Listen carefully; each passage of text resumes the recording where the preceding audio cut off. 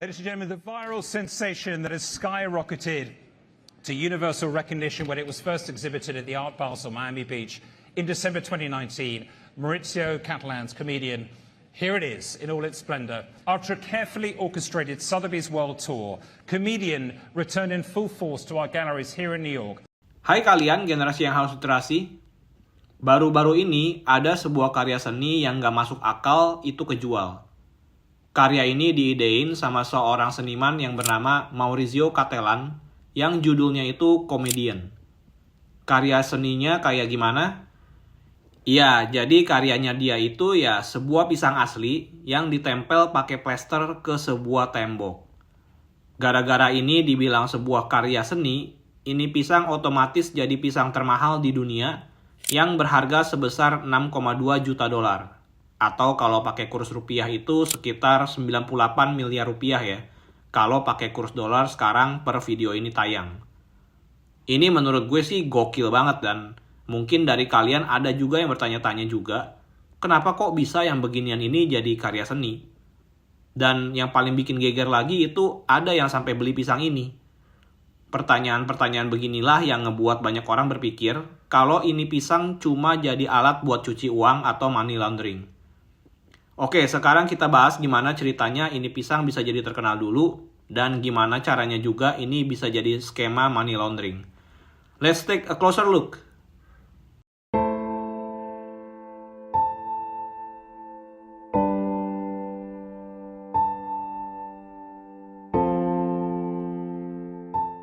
Comedian. Ini adalah judul dari karya seninya Maurizio Catalan yang kayaknya udah jadi sebuah konsep trolling yang super duper maksimal. Secara judulnya aja udah pelawak ya, tukang bercanda. Dan emang kalau kita sebagai orang awam yang ngelihat karya ini pasti bakal mikir, kenapa karya ini cuma pisang yang ditempel pakai plester yang semua orang juga bisa buat? Tinggal cari plester yang sama atau mirip, sama cari pisang aja terus ditempel di tembok.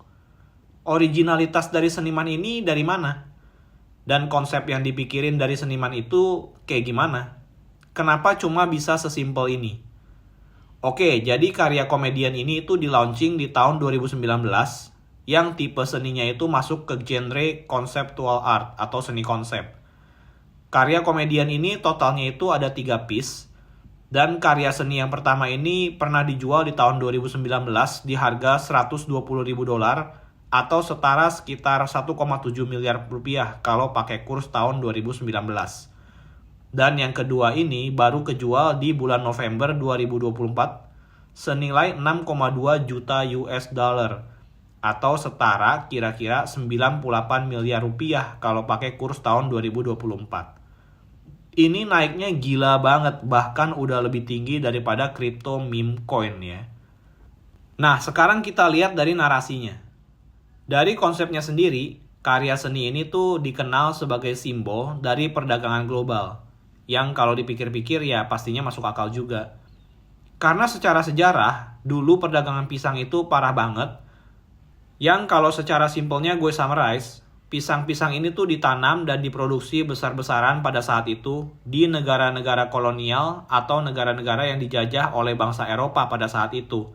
Dengan menggunakan sistem kerja paksa. Dan setelah negara-negara jajahan ini pada produksi pisang gede-gedean, pisang ini kemudian dijual ke negara-negara lainnya, termasuk bahkan ke Amerika. Itu dengan harga yang jauh lebih mahal daripada harga normalnya. Ini yang nama sejarahnya itu adalah Banana Republic.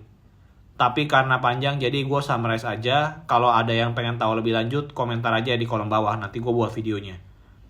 Kalau gampangnya ya sama kayak sekarang perusahaan pada buat pabrik di Cina karena biaya produksinya lebih murah supaya bisa dijual lebih mahal ke negara lain atau bahkan di negaranya sendiri.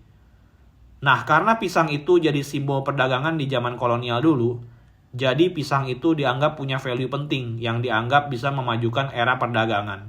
Sehingga jadinya ya jadi inspirasi buah yang dijadiin karya seni kayak begini. Ya, yang namanya narasi itu kan bebas ya.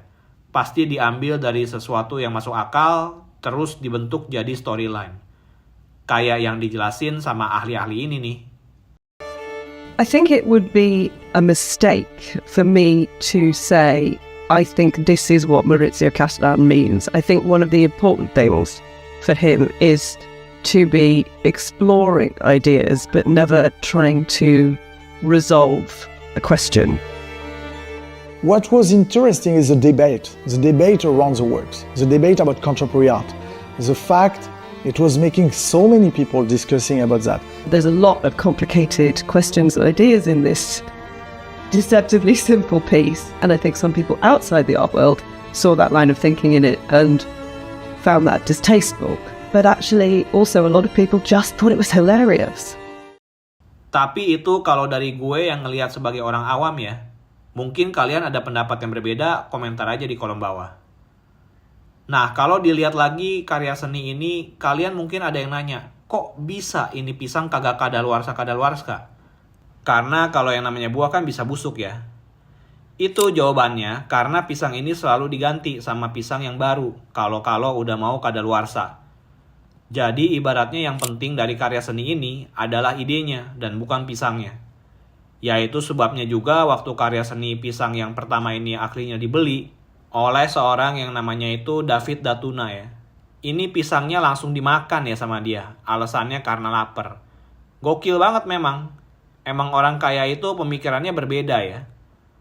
Karya seni ini itu kejual di sebuah galeri museum yang namanya Perotin, yang diselenggarain sama panitia yang namanya Art Basel di kota Miami Beach. Kalian mungkin nanya, kenapa ada orang yang mau beli pisang semahal ini? Alasannya karena dia lapar ya. Dan di tahun 2019, pisang ini pastinya juga udah jadi pisang termahal di dunia juga ya pada saat itu. Sekarang buat kalian yang pengen tahu gambarannya dan mau lihat datanya, harga pisang sekilo yang paling mahal di US itu harga pasarnya 1-2 dolar per pisang. Ya kalau sekarang jadi 120 ribu dolar sih bisa dapat berkerat-kerat pisang ya. Yang kalau lu makan setahun juga nggak habis gue rasa. Dan ini baru karya yang pertama yang kejual. Nah ini yang pisang kedua nih ada lagi yang beli. Jadi si David ini bukan satu-satunya orang kaya yang berpikir seperti ini. Karya pisang yang kedua ini akhirnya dibeli sama Justin Sun. Dan kalau kalian ada yang pemain kripto di sini dan ngikutin berita-berita kripto, dia itu foundernya koin yang namanya Tron. Di sini gue nggak nyaranin kalian untuk jual beli koin kripto ya. Jadi gue disclaimer dulu karena emang gue bukan financial advisor dan gue juga nggak ngasih alasan apapun buat kalian beli koin ini. Nah sama kayak si David, si Justin ini juga langsung makan pisangnya saat udah ngebeli pisang ini lewat sebuah rumah lelang yang namanya Sotheby's di kota New York. Ini rumah lelang yang bisa dibilang terkenal ya. Karena yang bisa bantu set harga sebuah karya seni itu memerlukan peran Sotheby's ini. Yang nanti juga gue akan jelasin peran penting Sotheby's dalam skema money laundering atau cuci uang ini. Kalau kalian ngikutin apa yang terjadi dalam perkembangan seni, pasti tahu jenis karya-karya terkenal kayak Starry Night-nya Vincent van Gogh, The Scream karyanya Edward Munch, Salvator Mundi-nya Leonardo da Vinci, dan tentunya karya yang emang kalau kita lihat secara orang awam itu kelihatan classy dan biasanya mempunyai arti yang tersembunyi atau lebih dalam yang ingin disampaikan nama pelukisnya. Jadi kita sebagai orang awam pun sebenarnya tahu kalau art piece ini tuh bukan art piece biasa. Karena kalau kita consider dari nilai sejarah dan juga dari tahun dilukisnya karya itu sendiri, pasti kita lebih respect sama lukisan-lukisan jenis ini. Karena pasti lukisan dan meaning yang dimiliki dari tiap lukisan yang dibuat setiap pelukis itu pasti beda-beda. Dan itulah juga yang mendorong adanya permintaan. Dan kalau permintaan makin banyak, pasti harganya juga makin naik. Biasalah ya, supply dan demand. Nah, tapi kalau kalian sendiri bandingin sama pisang yang diplester ke tembok atau kardus putih ini, apa arti yang lebih mendalamnya? Karena hal inilah jadi banyak orang yang langsung beranggapan kalau ini adalah udah terang-terangan skema cuci uang atau money laundering. Nah oke, sekarang kita masuk ke gimana cara cuci uang lewat fine art ini. Oke, sebelum gue jelasin skemanya, perlu diingat gue bukan financial advisor ya. Jadi gue nggak nyaranin kalian juga untuk melakukan ini. Nah sekarang coba bayangin kalau kalian misalnya punya uang 100 miliar. Tapi uang ini itu sebenarnya ilegal dan nggak kedeteksi sama pajak.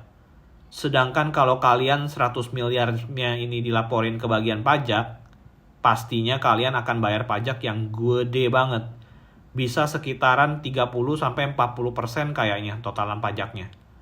Jadi dari 100 miliar yang kalian punya itu nilai bersihnya bisa tinggal jadi 60 atau 70 miliar. Sakit banget kan? Nah, karena hal kayak begini nih, ini yang ngebuat orang-orang kaya, terutama di negara barat, itu nyari instrumen lain supaya bisa mempertahankan nilai uangnya secara stabil. Kalau bisa ya yang bisa naik juga nilainya berkali-kali lipat. Mungkin kalian ada yang ngomong masukin aja ke saham. Bisa. Tapi yang namanya saham itu tetap kedeteksi sama pajak. Jadi pasti bakal ditanyain kenapa tiba-tiba membengkak. Kripto juga udah ada regulasinya dan perlu dilaporin juga. Kalau enggak, ya kalian siap-siap aja ketika kalian beli barang mewah, kalian akan didatengin orang pajak. Yang ada kalau ketahuan, aset kalian disita dan kalian bakal didenda makin gede lagi. So, cara apa yang paling enak? Masuklah industri fine arts ini. Nah, kita ambil cara di negara barat ya, karena biasanya karya seni yang value-nya gede-gedean itu ada di negara barat. Biasanya kalian di sini harus nyari kira-kira karya seni apa yang lagi booming atau akan booming. Caranya gimana? Kalian bisa ke rumah lelang terbesar di US, antara ke Christie's atau yang tadi gue sebutin sebelumnya, Sotheby's. Mereka ini biasanya akan membantu nunjukin artis mana yang mereka bakal promoin dan karya seni apa yang harus dibeli. Jadi ketika kalian beli salah satu karya seni dari artis yang ditunjuk dengan harga 1 miliar misalnya, seiring berjalannya waktu, si rumah lelang ini bakal naikin exposure nama seniman ini lewat karya-karya lainnya. Kayak contoh gampangnya aja, waktu Christie's mau ngejual NFT-nya punya Beeple, semua orang di situ itu pada kaget. Emangnya apa maksud karya seni ini? Secara digital art kan baru banget. Tapi Christie's ini melakukan validasi kalau NFT ini bakal jadi pasar baru yang besar. Dan karena di backup sama rumah lelang besar begini, jadinya harganya naik sampai 69 juta US dollar. Balik lagi ke karya seni yang kalian beli seharga 1 miliar. Nah, di sini tugas kalian itu gimana caranya supaya naikin value dari nilai karya seni yang kalian beli. Kalian bisa hire seorang ahli seni dan juga validasi karya seni kalian ke galeri museum dan promoin karya lain dari seniman yang kalian beli karyanya. Oke, kita anggap aja biaya-biaya ahli dan juga biaya-biaya promosi dan lainnya itu 1 miliar juga. Jadi kalian totalnya keluar uang 2 miliar. Nah, setelah dipromosiin dan juga divalidasi sama rumah-rumah lelang yang kalian udah bayar, itu akhirnya kalian punya deh karya seni yang nilainya 98 miliar anggapannya. Oke, sekarang kalian udah punya 98 miliar ini. Tapi yang namanya 98 miliar ini kan pasti kena pajak juga. Jadi harus gimana dong? Nah, dari sini kalian bisa donasi karya seni ini ke organisasi amal atau charity organization yang kalian pilih. Charity organization-nya ini bisa yang kalian kenal ownernya atau bahkan kalian sendiri. Jadi sifatnya itu donasi, dan karena sifatnya donasi, jadinya nggak kena pajak deh. Kalian tanya kenapa nilainya kok bisa tinggi banget jadi 98 miliar? Jawabannya karena nilai seni itu juga nggak ada rate pastinya. Yang namanya karya seni itu kan subjektif dan berdasarkan supply and demand juga. Gila banget kan? Apalagi semua karya seni itu disimpan dalam sebuah penyimpanan yang disebut Freeport. Yang paling terkenalnya itu namanya Geneva Freeport yang lokasinya ada di Swiss. Ini isi gudangnya yang nyimpen karya seninya itu nilainya sampai 100 miliar US dollar, lu bayangin. Dan nama pemilik dari setiap karya seni itu biasanya anonimus ya, jadi nggak ketahuan. Another reason the Freeport takes so many precautions is because behind its gates rest priceless works of art, thought to be worth tens of billions of dollars. It's perhaps the world's largest museum, but a museum no one can visit. Dan sebenarnya nggak cuma karya seni aja, tapi barang mewah juga bisa dipakai jadi cara buat cuci uang juga. Secara value barang mewah kan juga bisa naik. Kayak jam tangan yang mewah biasanya malah dijadiin instrumen investasi juga. Nah, sekarang setelah tahu skema ini, kita balik ke Justin Sun. CEO-nya Tron tadi yang beli pisang senilai 6,2 juta dolar. Mungkin ada yang bilang, oke, Terus dia udah punya hak kepemilikan pisang itu, terus gimana cara dia naikin nilainya? Oke, dalam kasus pisang ini, karena yang dijual itu adalah konsep idenya beserta hak kepemilikannya, dia bisa tuh replikasi pisang ditempel plester ke tembok putih ini di berbagai tempat buat ngedrive traffic supaya orang-orang ngelihat art form itu lebih rame lagi. Ibaratnya dia bisa ngebuat pisang ini makin lama makin terkenal dan orang makin lama makin banyak tahu sehingga permintaan untuk pisang ini pun juga makin naik. Dan kalau ada orang yang taruh pisang ini dan diplester juga ke tembok, ibaratnya dia niru-niru, dia punya hak nuntut orang-orang yang meniru karyanya dia itu. Dan seiring berjalannya waktu juga, nama seniman yang buat karya seni pisang ini kan pasti akan dipromosi lagi di masa depan, si Maurizio Cattelan ini. Yang mungkin bisa naikin value dari pisang yang ketiga itu lebih tinggi lagi. Bisa aja si Justin Sun nanti jual hak kepemilikan pisang plester ini sebesar 50 miliar US dollar gitu. Kan bisa aja kalau banyak orang yang tertarik buat ngeliat pisang ini. Agak absurd sih buat gue, tapi yang namanya demand kan nggak bisa ditebak ya. So, jadi itu semua perspektif gue mengenai skema cuci uang pakai jalur fine art ini. Karena kelihatan banget ya, ini pisang tuh pisang biasa, yang rasanya juga pasti rasa pisang biasa juga. Rasa pisang yang biasa kalian bisa temuin di supermarket ya. Terus ya, apalagi kalau bukan dijadiin instrumen buat cuci uang. Investasi nggak mungkin dong, kan supply-nya banyak. Sedangkan kalau yang namanya udah jadi karya seni, itu hitungannya udah jadi aset yang value-nya bisa naik atau turun sewaktu-waktu. Dan yang namanya karya seni itu, perspektif dan jalan cerita di balik sebuah ide karya seni itu bisa dibuat dan dinarasikan secara masuk akal, yang bisa diterima oleh publik. Apalagi kalau yang narasiin itu seorang ahli, kayak galeri museum atau rumah lelang yang tadi gue sebut sebelumnya, yang udah biasa transaksiin karya-karya seni. Ya, jadi kita lihat aja ini pisang nanti valuasinya akan jadi berapa. Mungkin kalian ada yang mau tebak-tebakan juga di kolom komentar, atau bisa diskusi juga apakah skema cuci uang ini masuk akal untuk dilakukan atau enggak. Sekali lagi, gue bukan akuntan, bukan financial advisor juga, jadi kalian bisa konsultasi dulu sama ahlinya kalau memang di antara kalian ada yang berniat melakukan ini. Karena banyak yang ngelakuin ini supaya bisa menghindari pajak. So, jangan lupa like, share, dan subscribe, karena pasti jarang banget ada yang bahas soal hal ini. Be critical and stay critical.